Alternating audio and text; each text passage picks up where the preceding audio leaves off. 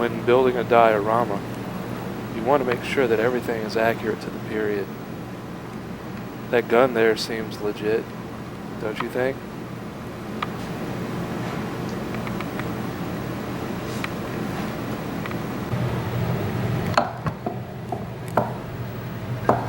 Worst video game ever.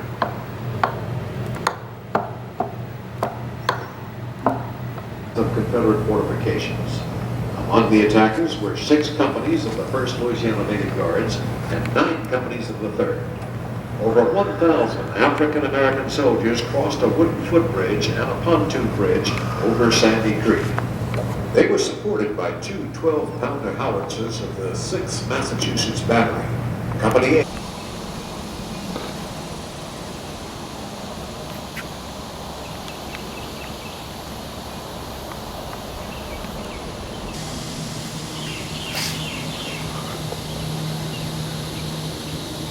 Now we're walking down this trail in the middle of a field. It's hot. Don't know where we're gonna go and don't know where we're gonna end up, but welcome to Port Hudson.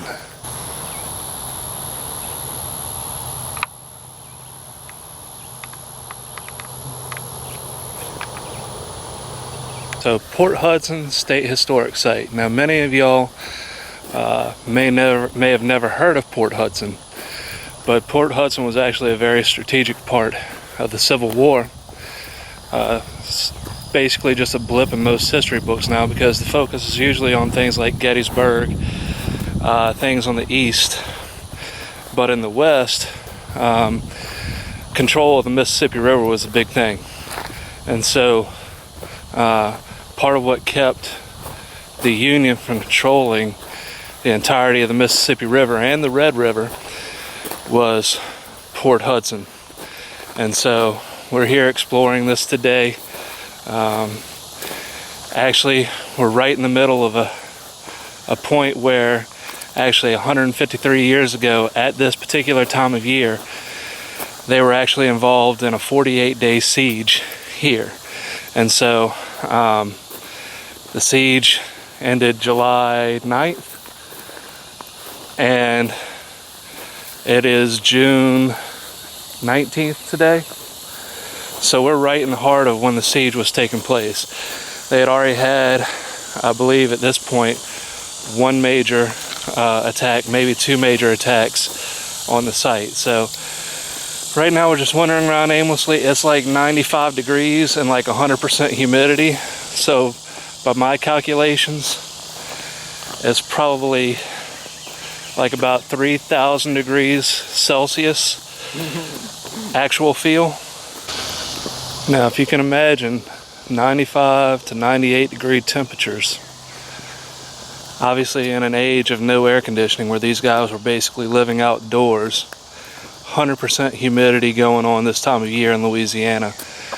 Most of these guys are wearing wool uniforms. It had to be hot, had to be sweltering.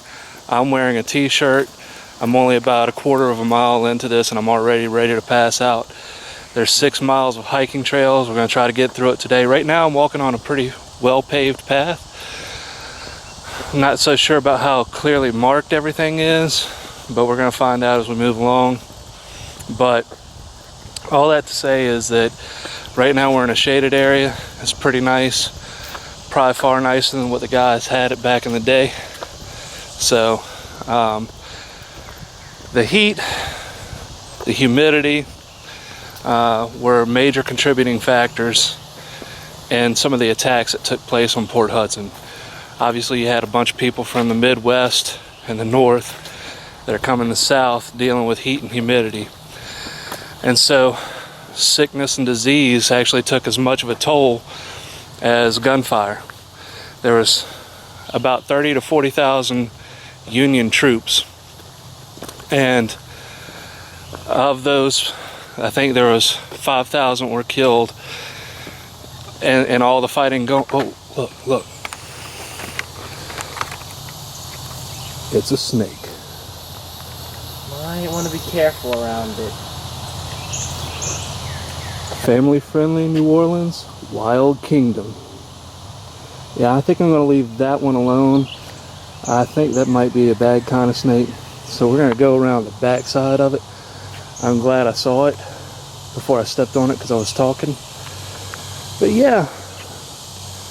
So as I was saying, they had 30 to 40,000 Union troops amassed here, not dealing so hot with the weather.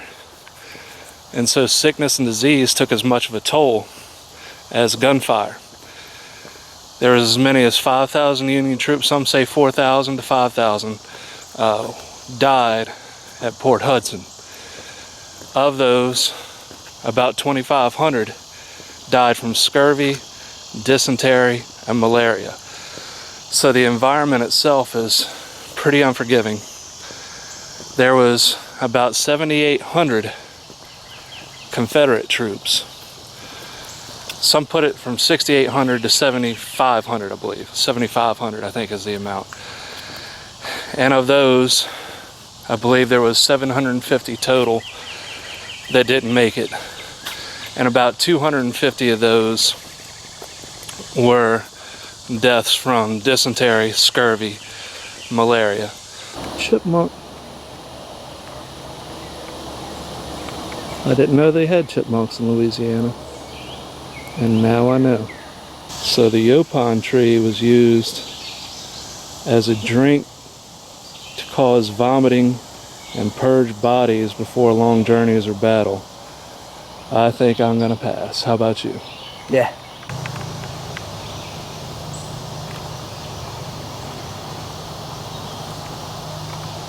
I guess it would have been out here somewhere, huh? Yeah, close to here. I'm gonna say right in there.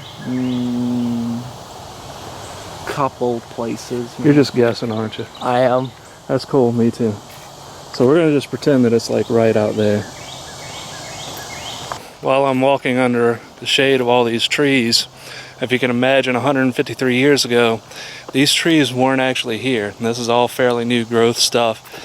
Because at the time when the Confederate Army was building their breastworks, things like that, they were actually cutting down trees and dropping them in ravines to make it difficult for the Union to cross over and get into the fortifications. So it was a pretty brilliant move, but it was also hot. Very, very hot. So the Union had an objective. They had to take control of the Mississippi River. They had already taken control of the Mississippi River in New Orleans and Baton Rouge. Grant, I just got distracted by something, but Grant was trying to take Vicksburg at the same time. Oh, there's another chipmunk. So Grant was charged with taking Vicksburg, and General Banks was in charge of taking Port Hudson.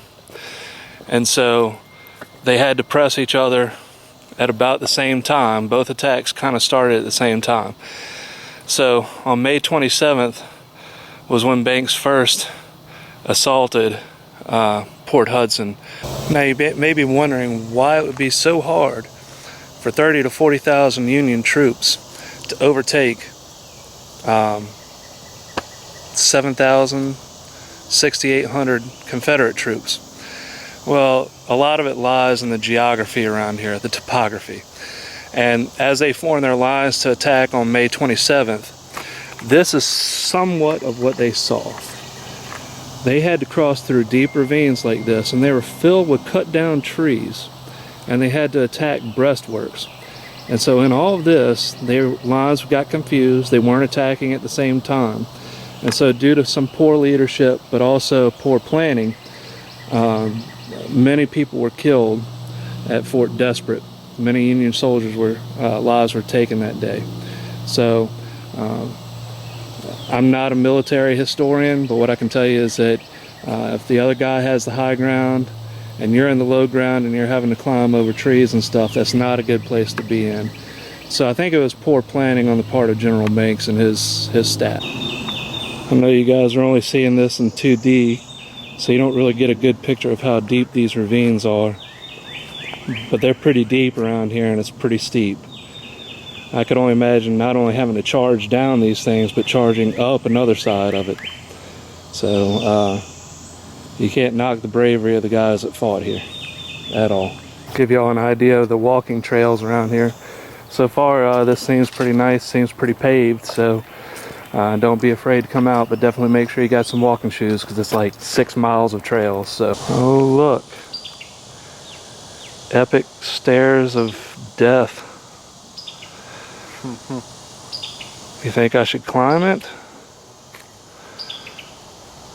After all, y'all are my constituency. I'm gonna do one of these today. I think I'm gonna die going up though. Let's try. Spiderweb, pull it out. Oh, we'll walk through another one. Oh lordy. There's a giant spider right there. Alright, I am epically scared of spiders, and as you can see, there are spider webs all up in this thing. So, I don't know if I'm going to make it to the top, but I'm going to give it a try. I got my helper here going up ahead of me, because I'm not really paying attention to what's ahead, so hopefully he'll tell me if there's a spider web. I don't trust spiders. Anything with 8 legs is not natural. Oh, look at there. Right there. Oh, don't point stuff out that's not going to touch me. I don't need to see the other stuff. Whew. Oh, careful coming off here. There's like a spider web right here. Yeah. Oh, Lord. Keep your head down. I'm just worried I'm going to grab this handrail and I'll grab one or something. Nah, you're fine. Look, they reward us with a free thing. Well, it wasn't as bad as the epic stairs of death at the Chalmette battlefield, but as I'm fat and out of shape, it's still a pretty epic climb for me, but most people can do it just fine. Now, I think from this vantage point we're looking down on Fort Desperate, or somewhere nearby Fort Desperate, which would have been a Union, a Confederate breastwork, where some of the most intense fighting at Port Hudson took place. So now we're on a different type of walking trail, but this is boardwalk, so still so far so good. I guess that's the trench, part of the trench work before the fort there. But you can see what the bridge goes over. And I bet you on the other side there's kind of a deep side to it to where the soldiers could have been protected.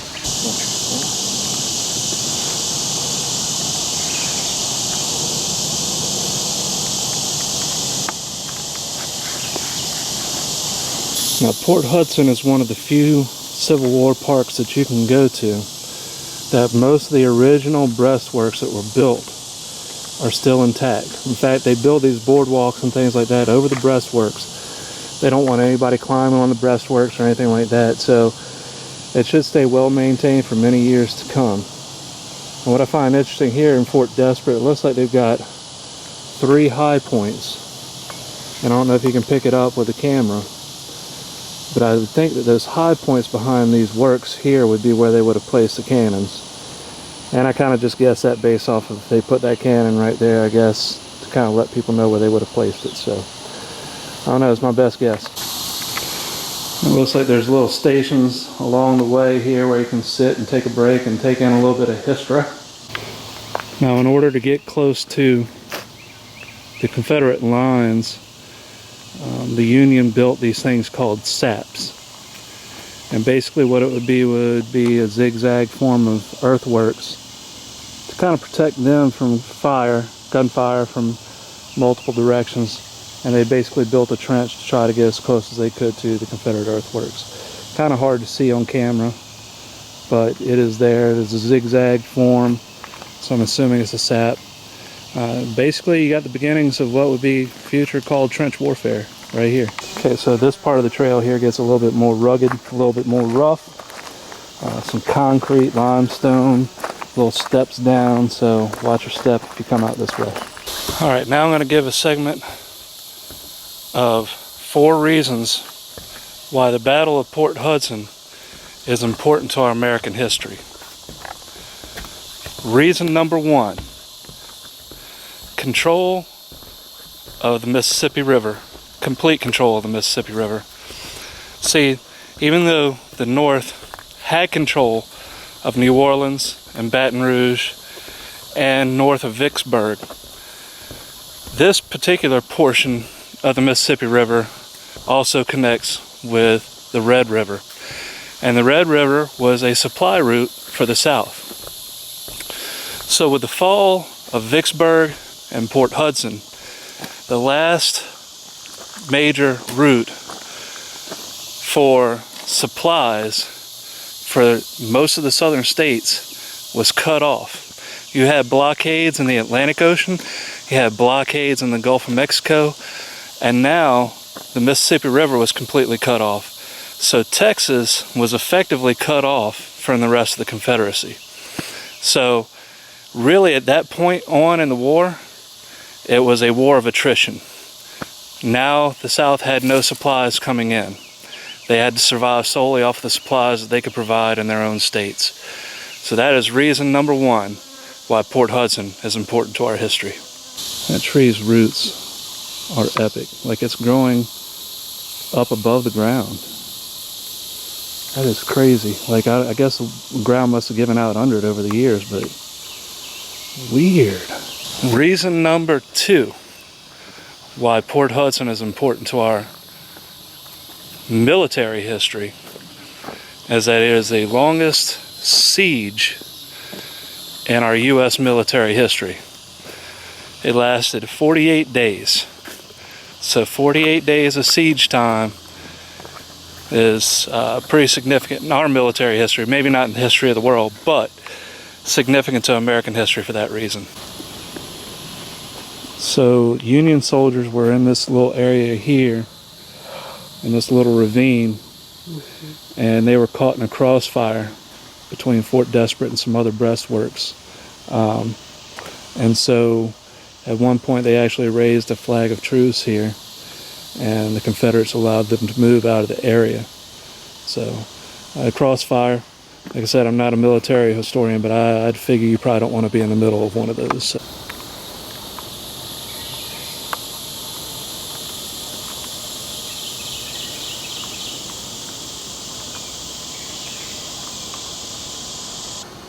Epic Hill of Death.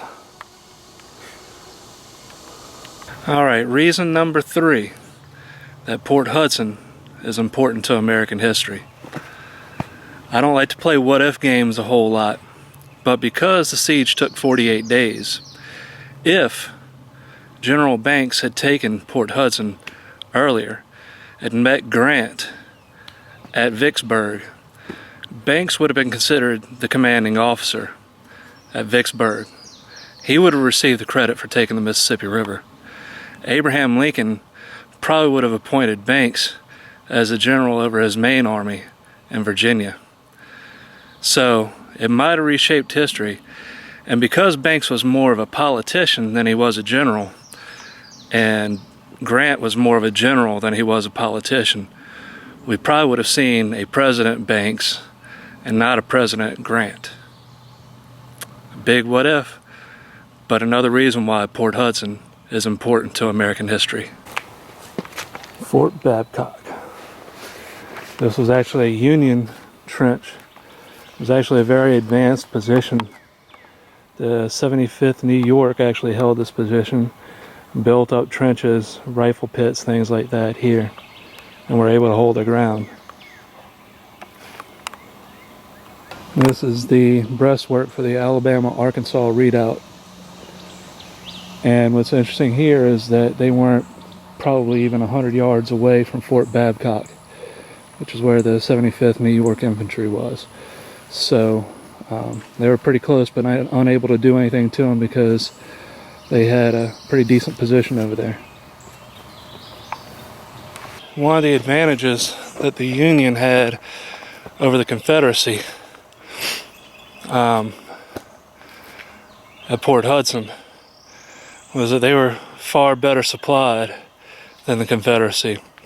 And while the Confederacy was trapped behind their lines with no supplies, after 48 days, prior to 48 days, they had run out of food, they had almost run out of ammo, and they were eating horses, mules, and rats. So they had plenty of deserters, people that were leaving, fleeing whenever they could. So yeah, starvation, death was a very real possibility for a lot of these guys. Yet they held their ground. And one of the things that General Banks hadn't planned on when he got here, besides being hunkered down for 48 days, was how well supplied the Confederacy was in munitions. In fact, at the beginning, on the first assault, on May 27th, most of the Confederacy, most of the soldiers behind the lines had 2 to 3 muskets that were ready to fire on the first advance. So you had 2 to 3 muskets already loaded, ready to fire against one shot that you get charging up the hill. Advantage, Confederacy. Now I'm standing on Commissary Hill. Now Commissary Hill was an important point for the Confederacy because this was where their grain mill was. So what little food supply they had in grain was milled here, and so needed to be protected at all costs. Eventually they did lose the position, and which I guess hurt them much later on in the battle. No food, no way to fight. So, oh, I'm hot.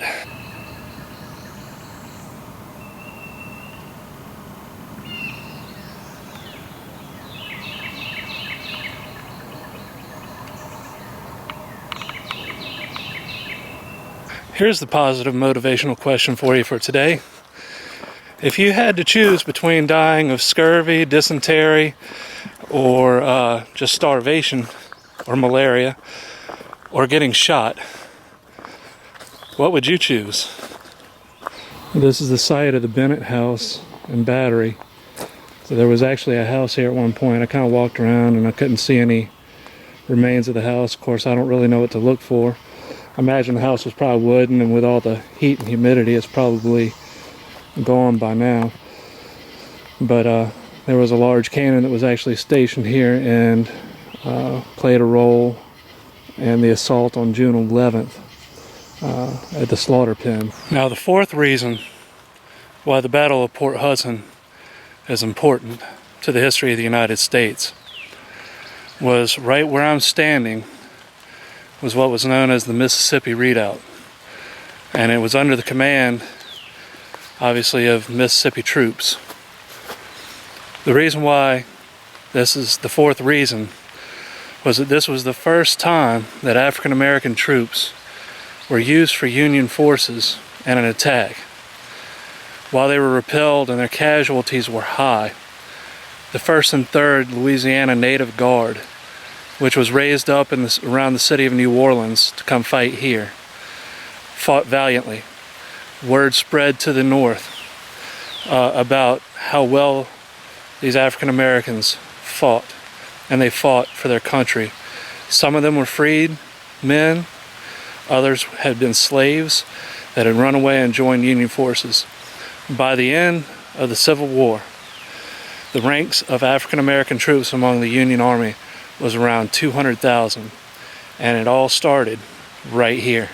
It's hard to see on this camera, I know, but if you look at how steep this ravine is, this is where the Mississippi troops were positioned, and probably a good 30-40 feet below, maybe even 50 feet, the Native Guard would have been moving through here, the Telegraph Road. They got to within about 200 yards of this position before they were repelled. Now it's starting to pour down rain, and we've probably got about a 4 or 5 mile trek back, so I guess I'm just going to get wet. But anyway, I just wanted to give you guys a picture of this, because this is vitally important to our American history right here. All right, now, we didn't get to see everything. We got all the way out to the Mississippi Redoubt, which was the furthest spot, and the bottom dropped out on us. It started pouring down rain. I am soaked. I think all my electronics are soaked. We wanted to make it to some of the artillery batteries today. There was also another battery that we wanted to see. Unfortunately, the rain just didn't hold out. The forecast this morning when I looked at it said it was about 25% chance of rain. Felt like my odds were pretty good. Turns out there was only about a 1% chance of that 25% chance of rain happening, because we are soaked. On the way out, I almost stepped on a copperhead. My son hollered at me, and by the time I noticed, I'd already stepped over him, but it probably would have made for a rough day had he decided to bite me, because I literally think I might have almost stepped on his tail. So, but anyway, we made it through. We made it back. Now we just got to get to the house, and I have to explain to my wife why her seats in her van are wet.